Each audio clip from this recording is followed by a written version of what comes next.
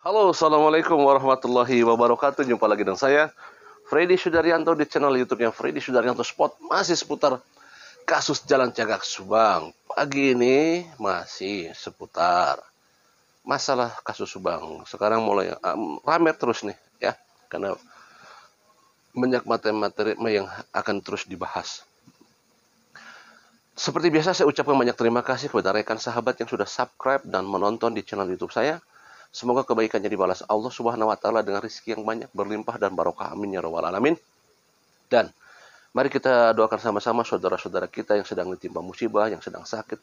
Semoga Allah mengangkat musibah dan sakitnya, dan almarhumah kita doakan selalu dalam keadaan husnul khotimah. Amin ya rabbal alamin. Tentunya kita semua dalam keadaan sehat. Dan selalu kita support polisi kita, polisi Indonesia, polisi Polda Jabar, polisi Polres Subang, Polsek Jalan Cagak. Sekarang ini lagi rame yang bahas masalah Pak Yosep, karena memang ya karena Pak Yosep sendiri yang memang tampil di beberapa channel, ya, khususnya di salah satu channel di Coin S77. Terakhir yang lagi rame adalah masalah membahas masalah CCTV yang dilansir oleh MBS, channel MBS, ya. Kemudian disampaikan oleh pihak Pak Yosep, terutama masalah terkait penampilan dari salah satu CCTV yang bentuknya foto, yang memakai motor Scoopy merah, yang diduga bahwa itu adalah Pak Yosep, diduga itu adalah katanya Pak Yosep, yang memakai celana putih dan jaket merah, topi merah, ya, memakai masker. Kemudian diperkirakan itu dari Cijengkol menuju Ciseti atau ke TKP. Kemudian adanya hari yang sama, di pagi harinya di tempat TKP, Pak Yosep sudah berganti pakaian, bajunya jadi baju putih, kemudian celana coklat, dan memakai sendal. Dan maskernya juga berbeda. Katanya informasi di channel tersebut bahwa Pak Yosep mengganti pakaian itu di Polsek, dan disampaikan oleh Pak Mulyana, kata ini bukan alat bukti tetapi ini sebagai pembanding, katanya gitu, ya. Kalau saya tidak terlalu mendagapi, karena sudah dibahas oleh beberapa channel, ya, oleh Kang Heri Susanto dibahas, ya, juga oleh MBS dibahas masalah itu, ya. Dan juga gini, kalau saya sih berpikiran gini, apapun alasannya untuk mengganti pakaian itu, selama menggantinya tidak sembunyi-sembunyi, menggantinya misalkan tidak sembunyi di belakang rumah, di kebun, ya. Ini menggantinya katanya di polsek, artinya di depan petugas, di depan aparat. Jadi kalau di depan aparat, ya kita percayakan saja bahwa kita yakini aman lah kalau misalkan di depan aparat, ya. Kita harus selalu berhusnuzon, berbaik sangka. Jadi itu diganti di polsek, ya. Berarti tidak ada masalah kalau di polsek mah, ya, karena di sana ada petugas polisi kan. Jadi tidak ada masalah kalau menurut saya nih, ya. Sekali lagi ini menurut saya, kan masing-masing punya pendapat masing-masing. Tapi menurut saya selama digantinya itu di petugas kepolisian, ya tidak ada masalah menurut saya. Asal jangan digantinya sembunyi-sembunyi, misalkan di kebun, di toilet, atau di toilet umum, di mana, ya. Tapi ini kan di depan petugas. Jadi saya kira nggak ada masalah menurut saya pribadi. Yang saya akan bahas sekarang adalah masalah ada beberapa pernyataan dari Pak Yosep di beberapa channel, terus khususnya di channelnya Coin S77. Satu masalah membantah pernyataan Walilis yang menyatakan bahwa sebelumnya Pak Yosep menelepon, gitu, ya, ditelepon Pak Yosep, dan itu dibantah oleh Pak Yosep, ya, dan mengatakan itu bohong besar. Satu. Kedua, membantah masalah siram-siram air di TKP, dan itu juga dibantah oleh pihak Pak Yosep. Kemudian juga mengatakan masalah yang standby di TKP itu ada inisiatif mereka sendiri, yaitu DWKO. Itu ada di channel YouTube-nya Jeung Dimas ya. Ada chat-chatnya di sana, chatnya di Jeung Dimas, bahwa itu ada inisiatif sendiri.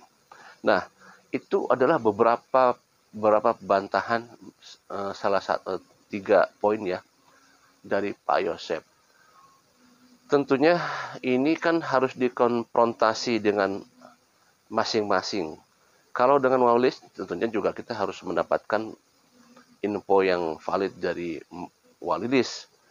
Yang seperti apa yang sebenarnya. Kalau misalkan Pak Yosep mengatakan itu membantah, kemudian bagaimana pernyataan Walilis ya. Kemudian yang kedua adalah masalah siram-siram. Nah, ini yang harus dicari tahu juga siapa yang pertama kali ini memberikan info bahwa Pak Yosep menyiram-nyiram TKP. Dan Pak Yosep membantahnya bahwa Pak Yosep tidak menyiram-nyiram TKP dan itu bohong. Kemudian masalah bahwa saksi DWKO itu katanya inisiatif sendiri. Karena akan disampaikan untuk menjaga TKP itu katanya malam hari, katanya begitu. Nah, oke. Saya akan coba bahasnya yang poin nomor 3. Karena poin nomor 1, kita harus mencari informasi dari Walilis. Kedua, yang masalah siram-siram juga harus kita cari tahu juga siapa ini orangnya ya. Nah, kalau yang poin ketiga kan di sana ada saksi D. Kan di sana dinyatakan DWKO. Ya, kemungkinan D itu adalah kemungkinan ya. Yang dimaksud di sana adalah saksi Danu. Waktu saya pernah bincang-bincang ngobrol sama Danu ya, bahwa memang benar yang malam hari juga memang itu ditugaskan untuk malam hari jaga di TKP pada saat satu hari kejadian. Jadi kalau tanggal 18 berarti malamnya ya jaga TKP. Kemudian juga untuk masalah yang paginya untuk di Esman 1 dekat TKP itu pun sebenarnya bukan inisiatif sendiri. Kalau menurut Pak Yosep itu mengatakan bahwa itu adalah inisiatif sendiri. Kalau menurut Danu diperintahkan oleh Kang Yoris. Kan itu yang ada di media. Ya. Bahwa Danu diminta oleh Yoris. Dan itu sudah jelas. Dan itu sudah ada di BAP. Ya. Nah, justru kalau misalkan ini dibantah, berarti tinggal tanya ke Kang Yoris, ya kan gitu, ke Kang Yorisnya bahwa benar tidak bahwa DWKO ini adalah betul atas perintah Kang Yoris, bukan karena inisiatif sendiri. Menurut pernyataan Pak Yosep, itu adalah inisiatif mereka sendiri, kan? Tapi menurut Danu, keterangan Danu adalah bahwa itu adalah perintah Yoris, ya, sesuai kita tahu kronologisnya seperti apa. Nah, dan itu menurut Pak Yosep juga sudah dikonfrontasi. Kita hanya bisa melihat apa yang disampaikan. Kembali lagi masalah benar dan tidaknya adalah ada di pihak kepolisian. Bagaimana pihak kepolisian menerima pernyataan-pernyataan yang serba bertentangan ini. Tentunya ya itu yang kita tunggu. Ya, apa hasil daripada konfrontasi daripada kedua pernyataan tersebut. Kita tunggu saja, ya. Dan ini kan banyak sekali mulai pernyataan-pernyataan yang yang baru dari Pak Yosep, karena terutama ada bukan pernyataan baru tetapi informasi baru, karena baru sekarang Pak Yosep baru mengatakan beberapa poin mengenai masalah BAP yang sebelumnya, itu pernyataan Pak Yosep sebelumnya. Nah, ini kan hal menarik sebelumnya ini, ya.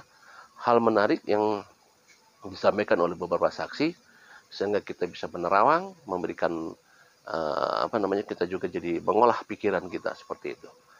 Dan kita kembalikan kepada pihak penyidik siapa yang benar. Pihak penyidik yang lebih tahu masalah itu. Demikian, itulah yang saya bahas pagi ini, yaitu adanya beberapa pernyataan dari Pak Yosep, terutama adalah membantah hal-hal yang pernah disebutkan oleh beberapa saksi mengenai kegiatan yang beliau lakukan. Demikian, semoga kasus ini bisa terungkap. Mudah-mudahan di tanggal 18 atau mudah-mudahan ya. Mudah-mudahan, karena Bapak Polisi, Bapak Kapolda pernah menyatakan bahwa ada kado bulan puasa. Mudah-mudahan itu di tanggal 18 ada berita nih. Kita tunggu sajalah. Mudah-mudahan. Assalamualaikum warahmatullahi wabarakatuh. Selamat sahur.